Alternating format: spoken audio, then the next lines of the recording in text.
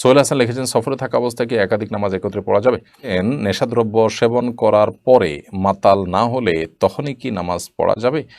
MD রাসুল মিয়া লিখেছেন, আজানের সময় স্ত্রী সবাস করা যায় আছে কিনা? রাসুল মিয়া নামটা সংশোধন হওয়া উচিত।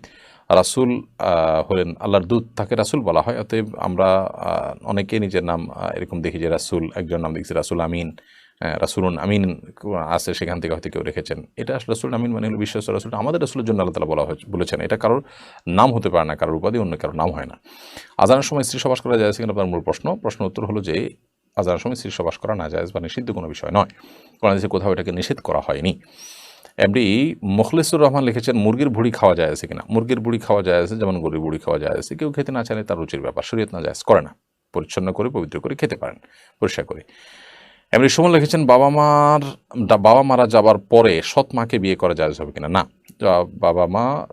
বাবা এবং মা তাদেরকে বিয়ে করা জায়েজ নাই, যদিও তারা সৎ মাই হন না কেন। আপনার মায়ের পূর্বের স্বামী কিংবা আপনার বাবার পূর্বের ঘরের স্ত্রী যিনি আপনার সৎমা, তাদেরকে আজীবনের জন্য আপনার বিবাহ করার নিষিদ্ধ এবং হারাম।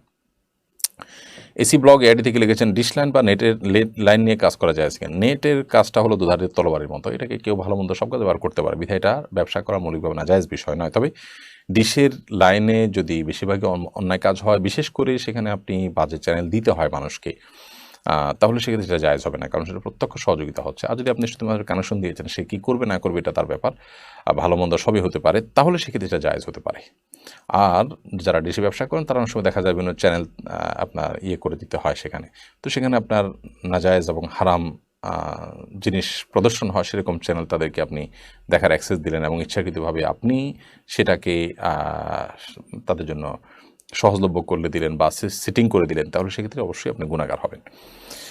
নাইম মাহমুদ লিখেছেন, হালাল প্রাণীর মাংস কাঁচা খাওয়া যাবে কিনা? আপনার জন্য, আপনার যদি রুচিতে না বাধে, আপনি যদি খেতে পারেন এবং আপনার যদি অসুবিধা না হয়, শরীয়ত সেটাকে হারাম করে না। আপনি হালাল প্রাণীর গোশত যে কোনোভাবে আপনি খেতে পারেন, সেটা আপনার ব্যাপার। হোসেন মোবারক আপনার প্রশ্ন উত্তর আমরা দিয়েছি। প্রিয় দর্শক, দেখতে দেখতে আমরা 1 ঘন্টার বেশি। সোহেল হাসান লিখেছেন, সফরে থাকা অবস্থায় কি একাধিক নামাজ একত্রে পড়া যাবে? সফরে থাকা অবস্থায় অনেক ইমামদের মতে জোহর আসর একসাথে, মাগরিব এশা একসাথে পড়া যাবে, যদিও ফুকাহে হানাফের মতে এটি একসাথে করা যাবে দৃশ্যত, অর্থাৎ জোহর ওয়াক্ত শেষ মুহূর্তে পড়লেন, আসর ওয়াক্ত শুরুতে পড়লেন, মাগরিব ওয়াক্ত শেষের দিকে পড়লেন, আসর ওয়াক্ত শুরুতে পড়লেন, তারা দৃশ্যত একসাথে পড়ছেন, আসলে দুইটা যথাযথ ওয়াক্তের মধ্যেই পড়ছেন। তো এটা নিয়ে ফুকাহের মধ্যে ইখতিলাফ আছে। অনেক ইমামদের মতে সফরে 2 ওয়াক্ত অর্থাৎ জোহর আসর এবং মাগরিব এশা এগুলো একত্রে পড়া যায় আছে, জোহরকে দেরি করে আসরের সাথে অথবা আসরকে আগে এনে জোহরের সাথে, সফরের জন্য শুধুমাত্র মুসাফিরের জন্য জায়েজ আছে এবং নবী সাল্লাল্লাহু আলাইহি ওয়াসাল্লাম এটি করেছেন বলে বিভিন্ন হাদিসের আলোকে তারা দলিল দিয়ে থাকেন। বিস্তারিত দায়লিক আলোচনার সুযোগ নেই, দুটি মত আছে, উভয় মতের সপক্ষে নিজের দলিল তারা উপস্থাপন করে থাকেন। মাহফুজুর রহমান লিখেছেন, ভিন্ন ধর্মাবলম্বীদের সালাম দেওয়ার বিধান কি? ভুলে তাদেরকে সালাম দিয়ে ফেললে করণীয় কি? ভিন্ন ধর্মাবলম্বীদেরকে আপনি সামাজিক যে সম্বোধনগুলো আছে, আপনার অভিবাদনগুলো আছে, সেগুলো অবশ্যই আপনি জানাবেন এবং জানাতে পারেন। ইসলাম মানুষকে সামাজিক হতে বলে এবং অন্য ধর্মাবলম্বী মানুষদের সাথে সদাচরণ করতে বলে, সেটা ভিন্ন বিষয়। বাট সালাম এটা আল্লাহ তাআলার গুণবাচক নামগুলোর একটি, যে আল্লাহ থেকে বিশ্বাস করে না তাকে আপনি সেই নাম দিয়ে অভিবাদন জানানোর তো যুক্তিও থাকতে পারে না। তাছাড়া তিনি অন্য ধর্মের যে অভিবাদন সেটি গ্রহণ করতে চাওয়ার কথা নয়। অতএব তাদেরকে আপনি তাদের জন্য সাধারণ যে অভিবাদন আছে, সম্ভাষণ আছে, সেগুলো দিবেন। গুড মর্নিং, গুড ইভিনিং অথবা সুস্বাগতম ইত্যাদি ইত্যাদি যেগুলো প্রচলিত আছে সেগুলো। সালাম এটা একটা দ্বীনি পরিভাষা, আল্লাহ তাআলার সাথে ঈমানের সাথে সংশ্লিষ্ট বিষয়। যে আল্লাহর প্রতি ঈমান আনে না, তাকে তো আপনি সেটা বলে আসলে অভিবাদন জানানোর কোনো যুক্তিও থাকতে পারে না। আলামিন আপনি লিখেছেন, নেশাদ্রব্য সেবন করার পরে মাতাল না হলে তখনই কি নামাজ পড়া যাবে, নাকি কিছুক্ষণ অপেক্ষা করে নামাজ পড়তে হবে? নেশা জাতীয় দ্রব্য পান করা এটা তো হারাম। অতএব এই হারাম থেকে বেঁচে থাকা ফরজ এবং এটা থেকে বেরিয়ে আসা ফরজ। যদি কোনো লোক নামাজও পড়েন আবার মাঝে মধ্যে তিনি এই নেশা জাতীয় দ্রব্য গ্রহণও করেন, তাহলে সেক্ষেত্রে তিনি একই সঙ্গে হারাম কাজও করছেন, আবার তিনি ফরজটাও আদায় করছেন। ফরজটা আদায় করার জন্য তিনি যেরকম সাধুবাদ পেতে পারেন, আবার হারাম কাজ করার জন্য তিনি অবশ্যই নিন্দাবাদ পাওয়ার উপযুক্ত।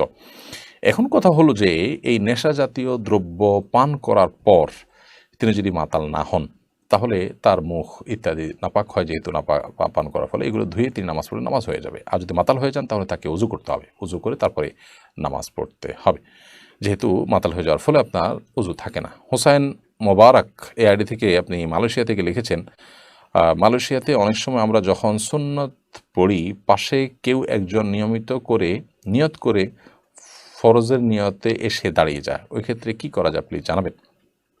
অনেক উলামায়েদের মতেই নফল পড়নেওয়ালার পেছনে ফরজ পড়া যায়, সেই হিসাবে যিনি পড়ছেন, যিনি সুন্নত পড়লেও তাকে টাচ করে স্পর্শ করে বোঝানো হয় যে আমি তো তোমার পিছনে নামাজ পড়তেছি, তখন তিনি সুন্নতটা ঠিকই পড়েন কিন্তু মুক্তাদি তার ফরজের নিয়ত করেন। এটা অনেক ইমামদের মতে জায়েজ, তবে ফোকা হানাফের মতে এটি জায়েজ নয়। ফোকা হানাফের মতে ইমাম তিনি সুন্নতের নিয়ত করলে তার পিছনে মুক্তাদিরা ফরজ নামাজ পড়বেন না, বরং ইমাম ফরজ পড়লে তখন মুক্তাদিরাও ফরজের নিয়ত করবেন। কারণ ইমাম হলেন দায়িত্বশীল, আল ইমাম দামিন ওয়াল মুআদ্দিন মুতামিন, ইমাম হলেন দায়িত্বশীল। তো দায়িত্বশীল তিনি যদি দুর্বল, তুলনামূলকভাবে যে নামাজটা ফরজের মতো এরকম ইম্পর্টেন্ট না সেরকম নামাজ পড়েন, তাহলে মুক্তাদি হলেন ফরজ নামাজ আদায়কারী। তাহলে যিনি দায়িত্ব গ্রহণ করছেন তার নামাজটা যিনি তার ইক্তেদা করছেন, অনুসরণ করছেন, তার চাইতে আপনার গুরুত্বপূর্ণ না, তো তিনি ইমামতির হকদার থাকছেন না। এটা হলো ফুকাহে হানাফির দৃষ্টিকোণ। বাট এ বিষয়ে অন্য ইমামদের ভিন্ন মত আছে। শাফি মাযহাব বা আপনার মালয়েশিয়াতে শাফি মাযহাবের ফলোয়ার বেশি এবং তারা সেটাকে ফলো করে থাকেন শেফিকে, সেই আলোকে সেটি তারা জায়েজ মনে করেন। এরপরে প্রশ্ন হলো, সকাল সন্ধ্যার দোয়াগুলো ফজর এবং মাগরিবের পরে পড়া কি আবশ্যক? সকাল এবং সন্ধ্যার দোয়াগুলো ঠিক কখন পড়তে হবে এ নিয়ে আমাদের সকাল সন্ধ্যার দোয়ার যে বই আছে সেখানে আমরা বিস্তারিত লিখেছি, এবং মাগরিব এবং ফজরের পরেই সকাল সন্ধ্যা দোয়া পড়তে হবে এমনটা বাধ্যবাধকতা নেই, বরং কেউ চাইলে মাগরিবের আগেও এ দোয়াগুলো পড়তে পারেন। আবার একইভাবে ফজরের আগে ভোর রাতে ফজর ওয়াক্ত হয়েছে তার পরে যে কোনো সময় দোয়া পড়লেই সেটা সকালের দোয়া হিসেবে গণ্য হবে। জান্নাতুল মাওয়া লিখেছেন, নারীরা পর্দা মেনে ইউটিউবের জন্য শিক্ষণীয় ভিডিও বানাতে পারবে কিনা? শুধু নারীদের কোনো প্ল্যাটফর্মে প্রচারিত হবে এরকম যদি থাকে, সেরকম কোনো টার্গেট অডিয়েন্স থাকে এবং সেরকম গ্রুপ থাকে, সেখানে এটি করতে পারেন, কিন্তু ওপেন প্ল্যাটফর্মে সেটি করার সুযোগ নেই আসলে।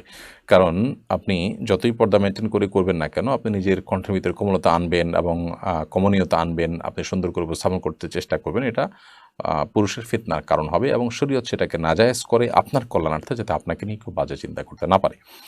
শাকাওয়াত হাসান লিখেছেন, আমার চোখে কালার ব্লাইন্ডনেসের সমস্যা, চিকিৎসা বিজ্ঞানে যার কোনো চিকিৎসা নেই, এমত অবস্থায় আমি কি আমল করতে পারি? প্রথমত, যদি চিকিৎসা বিজ্ঞানের কোনো চিকিৎসা না থাকে তাহলে সেক্ষেত্রে আল্লাহ তাআলার কাছে আপনি কামেল বাক্যে দোয়া করবেন এবং জমজম এবং আজোয়া খেজুর এর আমলগুলো, জমজমের পানি নিয়মিত পান করা, সকালে আপনার আজোয়া খেজুর 7টা করে খালি পেটে খাওয়া প্রতিদিন নিয়মিত, এই আমলগুলো আপনি করতে পারেন। আল্লাহ তাআলার কাছে সাধারণভাবে দোয়া করবেন। জুমার দিন আসরের পরে ভোর রাতে তাহাজ্জুদের সময়গুলো দোয়া কবুল হয়েছে তখন দোয়া করবেন, কি সাদাকা করতে পারেন। আল্লাহ তাআলা সব অসম্ভবকে সম্ভব করেনওয়ালা, কেমন হোক আল্লাহ তাআলার কাছে দোয়া আপনি অব্যাহত রাখতে পারেন। শামীম আহমেদ লিখেছেন, আমি সৌদি আরবে থাকি, পার্ট টাইমে চাকরি করা কোম্পানি থেকে নিষেধ, কিন্তু গোপনে করে থাকি, আর এটা কোম্পানির ম্যানেজার জানে, আমার জন্য ইনকাম হারাম হবে কিনা? ইনকাম হারাম হবে না, তবে কোম্পানির রেজুলেশন মেনে চলা উচিত আপনার। এমডি দেলোয়ার হোসেন আপনি লিখেছেন, মেয়ের নাম কি হাজর আসাদ রাখা যায়? হাজর আসাদ মানে কালো পাথর, মানুষ তো আসলে কালো পাথর হয় না, আর অনেক সুন্দর অর্থবহ নাম আছে, সেটি রাখা উচিত। মোহাম্মদ কায়েদুল ইসলাম লিখেছেন, আমি গায়ের মাহরামদের সাথে পর্দা করার চেষ্টা করি কিন্তু পরিবারের অনেকের সাথে পর্দা করতে পারি না, আমার কী করা উচিত? পরিবারের লোকদের সাথে যদি আপনার পর্দা করা কঠিন হয় তো অন্তত আপনি মাথায় কাপড় দিয়ে সে কাপড় টেনে নিজের সৌন্দর্যকে যথাসম্ভব ঢেকে ঢুকে রাখবেন, ফুল হাতা জামা পরে টরে যথাসম্ভব চেষ্টা করবেন। এরপরও যতটুকু আপনার অপারগতা থাকে বা অনিচ্ছায় হয়ে যায় সেটা আল্লাহ তাআলা আশা করি মাফ করবেন।